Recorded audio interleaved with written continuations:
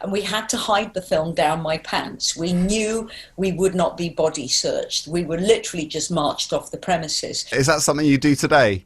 Stuff the Guerrilla filming. just stuff the evidence. Yeah, no, everything goes down my pants today. As I get older, it's one of my things I do with dementia. You know, my personal dementia is everything goes down my pants.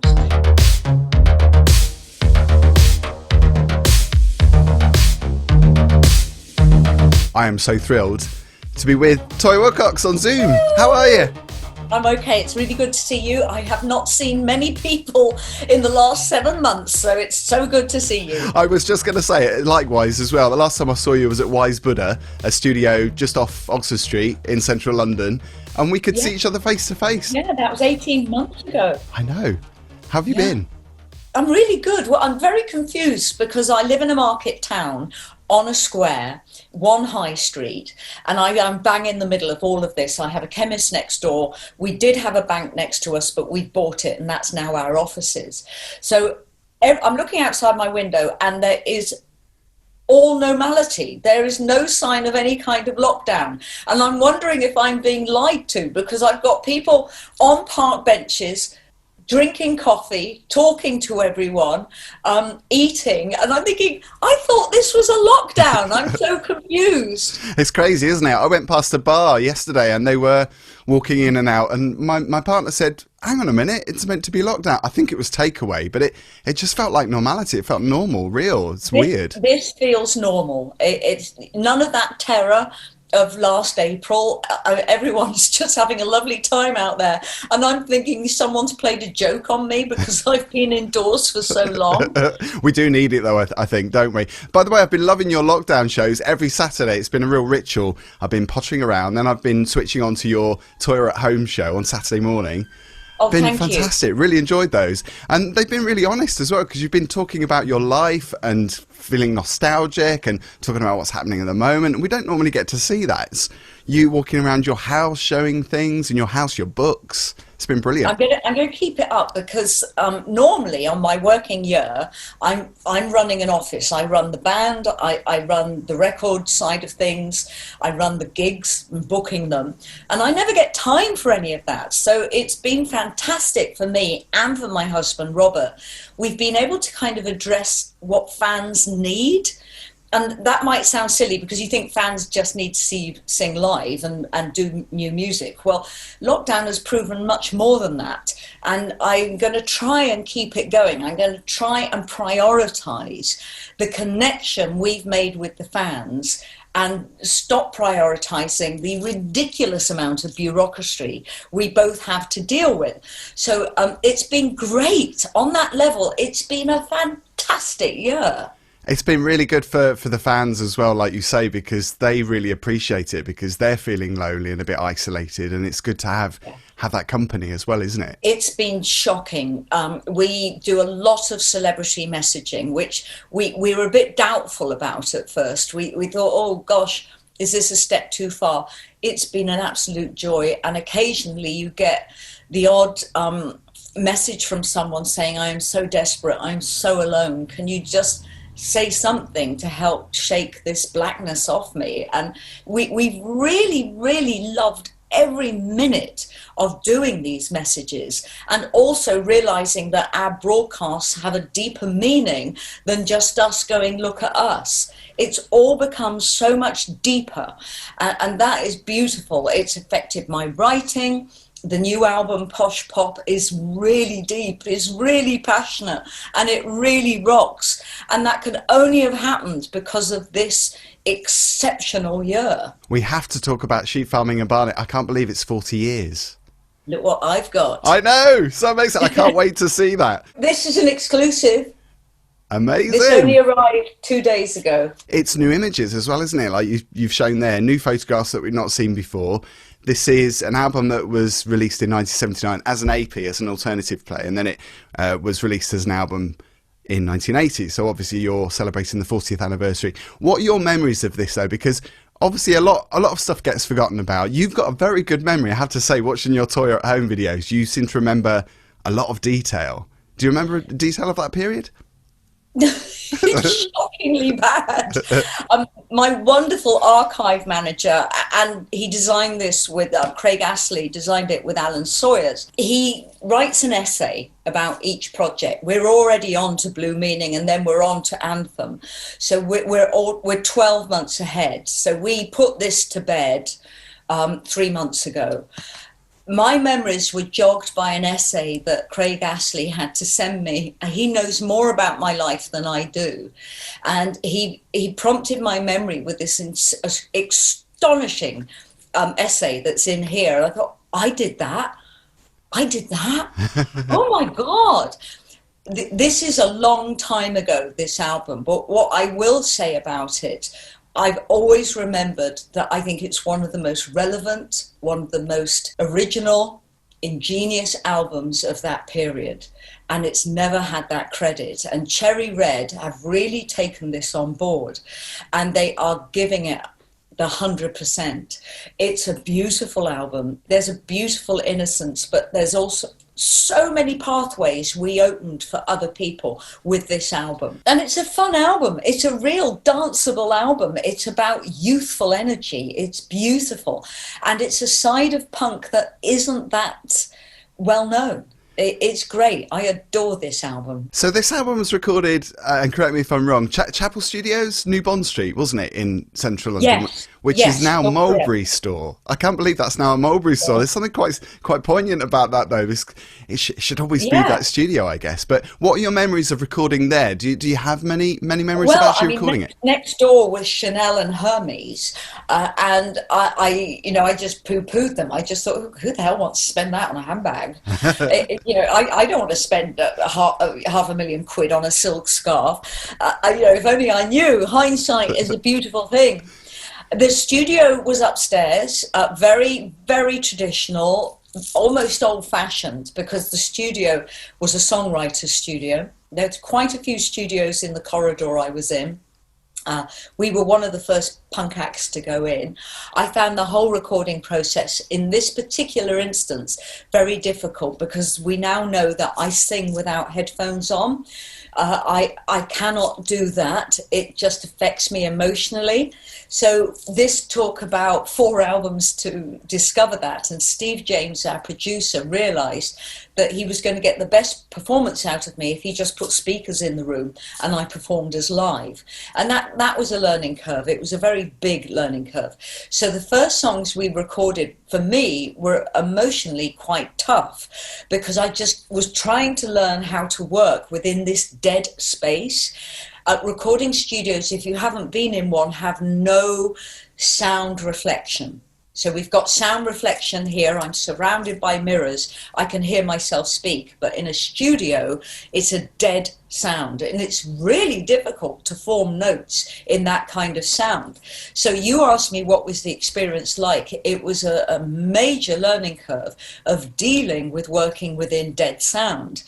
Now, if I'm acting and I'm in a studio, there's nothing more beautiful than dead sound, because it makes you forget about the camera. So it was very, very enlightening. It was energetic. We were an energetic team. I think it was challenging for the whole band, because Keith Hale was brought in as an arranger, and that was frustrating for Pete Bush, who is the main keyboard player on this album, and he felt very threatened by that. But all this rather glorious usurping and power play is the result of this album. That, and the fact that we honed every song in front of a live audience, which is such a privileged thing to do. We would do these incredibly long encores that were as long as the actual show, because the audience would never let us go.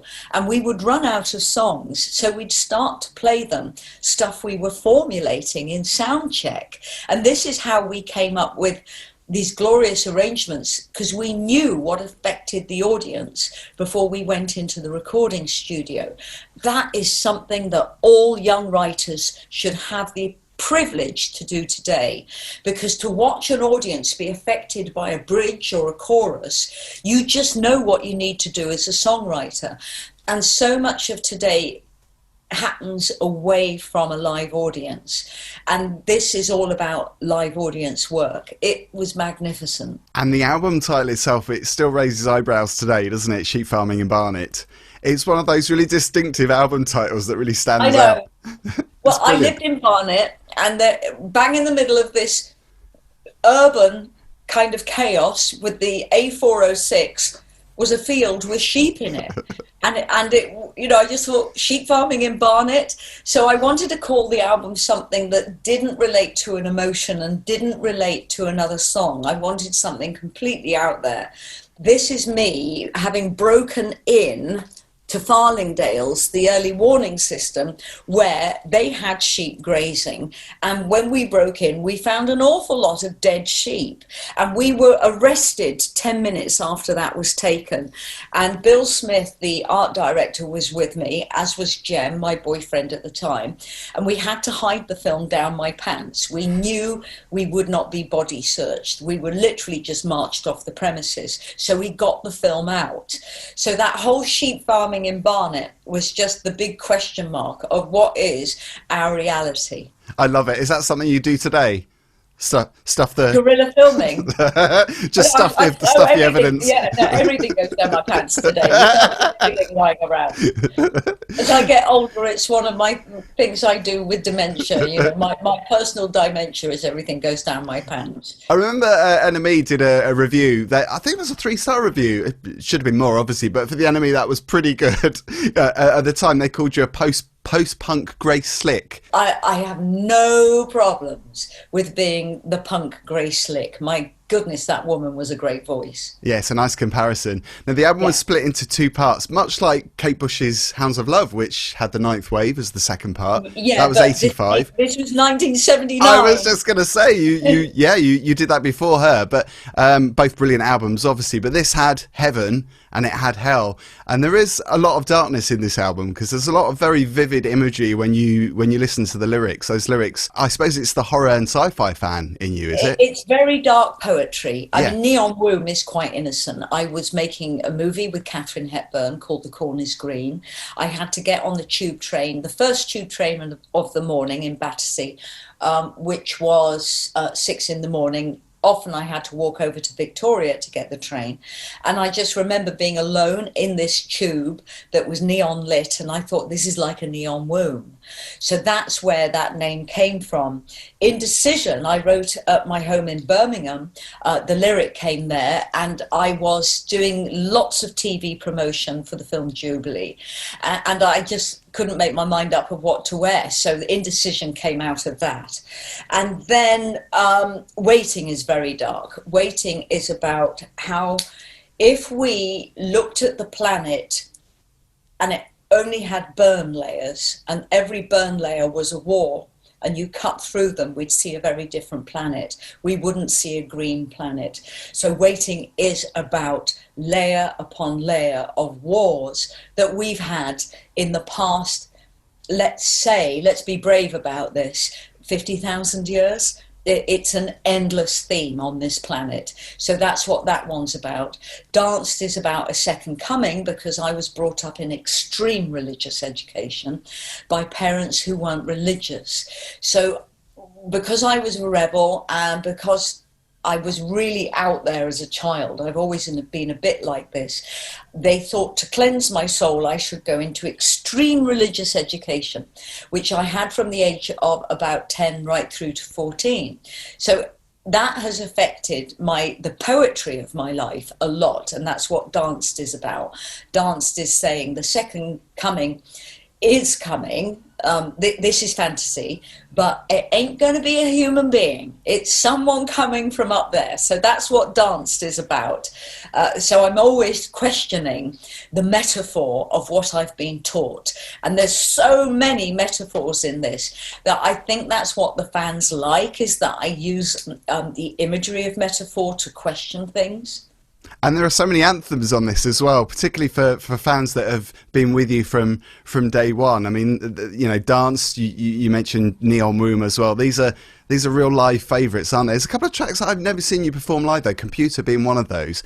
Is that something that you would think about playing Yeah, right now? well, in lockdown, we had to do the DVD filming in the last lockdown. Nigel Clark of Dodgy, my neighbour, came round and we performed Computers. He did it beautifully. He even did backing vocals, and that's on the DVD version of this.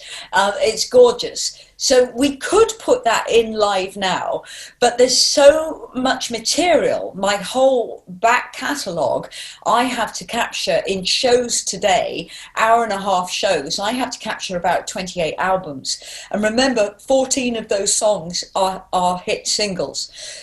So we chop and change and we try and fit everything in. Computers might come into the show, but then we'll get people complaining that we can't fit in Neon Womb Danced and everything else. Too many songs to play. I know, yeah. Just too many songs to play. You got our movie as well. I get a big call for Victims of the Riddle, but that is impossible to sing live. It's in an octave higher register than I normally sing in today.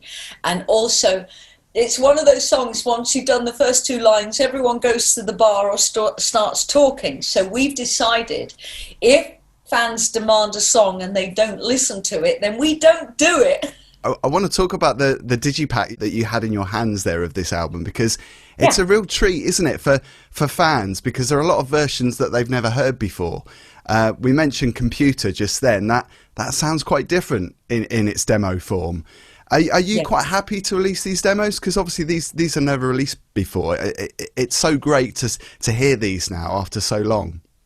This is the first album release where Joel Bogan and myself have actually been corresponded with about having permission of them going on the album. So one of my top selling albums in the world is an album called Mayhem, which is demos that Joel and I never wanted to be heard. And ironically, that is the world's top selling Toyah album. So this time around, now Cherry Red own the whole back catalogue. They have agreed that will never happen again. So we're even revamping Mayhem for its re-release. So there are 30 additional tracks, most of them unheard, going onto this. So this is a double LP and a live DVD. And there's even DVD footage that's never been seen before. It's a real Christmas present, isn't it? It's perfect. Yeah. When we do demos are pre-producer arrangements. So obviously when you get into the studio and having heard the demo and hopefully played the song live in front of an audience, you can then rework it. So doing a demo is like trying out a recipe for a cake. And if you feel you can improve, then you improve. And most of the time, that's what people do. So Victims of the Riddle, your debut single, which is featured on this album. There was another version on the single B-side, which was called Vivisection, Victims of the Riddle Vivisection. To me, that seems like a kind of outspoken view of your hate for animal experiments. Was that the case? Was it that obvious? Yeah. It was? Yeah, I like to think it's not so awful today. And I think a lot of people, a lot of human beings have stepped forward and said, you could test that on us. So stop breeding animals to test on. And I put my hand up here. I'm against vivisection, but I've had hip replacement. I've had life-saving surgery for cancer. Animals have paid so that I can live. So it's not as if, I've even avoided every aspect of the results of vivisection. Where my argument is, and if the makeup industry, which has something like a 6 billion fund for testing, keeps testing on animals, we are never going to change the world and protect and do good husbandry to animals. Now, at the time that we were making this, 79, it was rampant. Animals were just being treated so badly. And I was a very experimental singer in the beginning. I used my voice as an instrument, and that's thus the stylization on vivisection. And I wanted to use this as a wake-up call to those who didn't know about the cruelty to animals, but also the amount of people who were willing to be human test people. And, it was just, if you don't bring that into your audience's intelligence, then no one could do anything about it. And I think the greatest revolution we have had in the last 40 years is we've stopped buying things unless they adhere to an ethic we believe in. So good husbandry, non-cruelty to animals, respect for animals, understanding that animals do have souls, they do have an emotional life, they feel pain as much as they feel joy. And this was, what that was about. I'm glad you answered that question in that way, because I certainly saw it as very influential at the time, because like you say, it was a different time back then in the 70s, in the late 70s. There was a lot more of that nastiness going on, and as a result I think more people have become vegetarian and vegan as well over the years, particularly the last 5 years. More people have become vegan as well, which is great. So it's a good shift, isn't it? It's a good shift in accepting that. Shift. And I think in a year's time, when we have a vaccine for COVID, and there has been human guinea pigs involved here, I think one of the biggest outcomes of COVID and COVID history is we probably worldwide will become vegetarian. And what I mean by that is the easiness within COVID is mutating within the animal circuit. And if we keep consuming animal flesh, we are probably going to help COVID mutate even more. And I like to think that one of the kind of strange blessings of this exceptional year is that the majority of the planet will become vegetarian. Susie and the Banshees did the Kaleidoscope album a few years ago, which I saw at South Bank, which was brilliant. I know you're a fan as well of Susie. Yes. Is that something you do with sheep farming? Do it as a whole? I do it with any album, but I mean, people want Susie. I've had to, this is my career. Let me in, give me a fucking job. Susie, I think, gets invited because people absolutely adore her. I'm not on Susie's level, but I think what would change for me, because in the last 40 years, my catalogue has been with a record label that has actively allowed it to die. And now Cherry Red, as soon as they announced these releases, I mean, this went #1 in the pre-order charts across the board. And Cherry Red have realised the demand is huge. But if you don't have the record company behind you and the PR behind you and the team behind you, I don't get invited to play whole albums at the Queen Elizabeth Hall. So I now think that this is going to change quite radically, and hopefully my work will get the respect it deserves. But it has to be out there for that to happen. And in the last 40 years, it's just been buried. Last Goodbye, another track on this album. The last time we spoke, we talked about our love of horror. Yeah. And you told me to watch The House That Jack Built, which I saw after your recommendation, and it disturbed me very much. That's an astonishing film. There's another one I'd recommend to you, and it's very gentle. It's a love story, but it also tiptoes into the surreal and horror, and it's called Border. I just adore this film. I've seen that. Yes, it's amazing. It really gets under your skin, doesn't it? It's gorgeous. That is like reading a really good book. It translates beautifully. Absolutely. Very atmospheric film. But Last Goodbye on sheep farming, it's quite an evocative lyric. Again, quite a dark lyric. There is lightness as well, obviously, on sheep farming, but I'm just going to read the lyric here. He points the knife between her eyes. Its light reflects on the one he despises. Here's one for the pain, here's one for the lies. When blood flows out, I watch her say goodbye. That is quite... It's a revenge song. Yes. But, I mean, this is about the vulnerability of men, and men are vulnerable. And this is the ultimate revenge he can take on someone that is more powerful than him, and it's a woman. So I always like to kind of invert what people see as normal. I think women are just easily as aggressive as men are, and devious and plotting. So it's kind of, that is a revenge on someone who has psychologically destroyed someone else. And I think historically, I need to place it in context.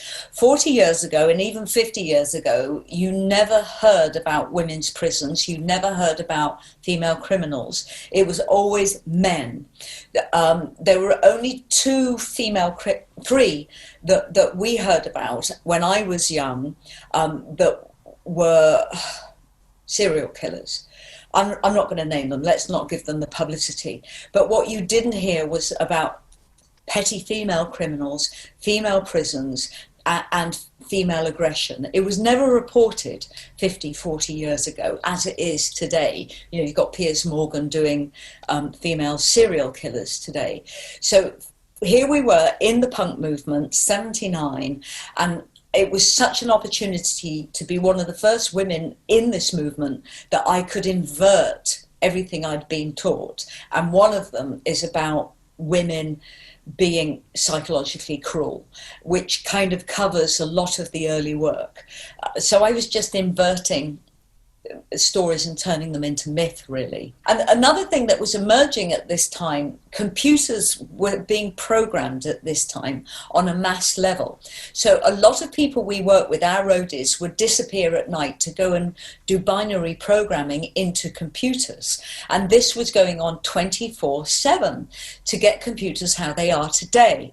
So there was all this secret kind of technology going on that fascinated us, but we didn't understand. I mean, if we knew we would ever have a phone in our hand or we'd be able to talk like this, that was science fiction. And another thing that was science fiction back then was, oh, it's going out of my head. Yes, was how games would develop. So Dungeons and Dragons was very much a fantasy game then, and it was the only fantasy game, as was Lord of the Rings was a book. You never realized it would ever be made into a really brilliant digitally composed film. So fantasy for me was very, very important. It was escapism from a normality that could be not only boring, but could also be dangerous. So all of that reflects in my work as well. I can sit and talk to you, Toyah, for hours. I know you've got other interviews to do because you've got so much to do in the coming weeks before this re-release, this revamp of Sheep Farming in Barnet. It's out on the 4th of December. But I have got one last question, which I invited people to send in, and this is a question from Darren Anthony. And he's asked, which 3 things, if there are 3 things, would you change about your debut album if you could? Oh, do you know, Darren, this is such a good question. And the only thing I would change, because there's a beautiful innocence about this album, I would change nothing about the music. I would have changed immediately the technique I use for singing, because I've only in the last 10 years really gleaned my 100% technique. And I would just, how can I put this? If you're a singer, you understand opening the throat. I would open the throat more. I would have had more confidence as a singer. Instead, I'd get into the studio and lack of confidence would make me go, I just would close up like that. And the voice became quite small. So that's one thing that I would change, but I can only answer that in hindsight. Elusive Stranger is an incredibly popular song, and I just would not have sung the intro in that octave. I had to bring that down an octave, which would make it far easier to sing live today. And I can't find a third thing that I would have changed.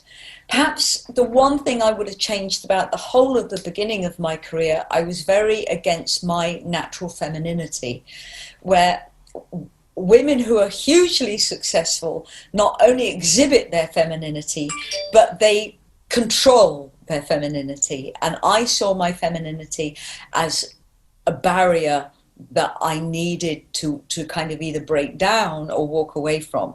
So I probably would have exploited, in the right way, in the Madonna way, my femininity. And I should say also it's out on white vinyl, which I've ordered, and I can't wait to see that either. to represent the golf balls on the sleeve. Oh, I know. It's a clever design. It's clever. So, Phil, thank you so much, and I hope I see you sooner than 18 months. Yes, me too. Good luck and stay safe. Thank you, Toyah. Good luck, everybody.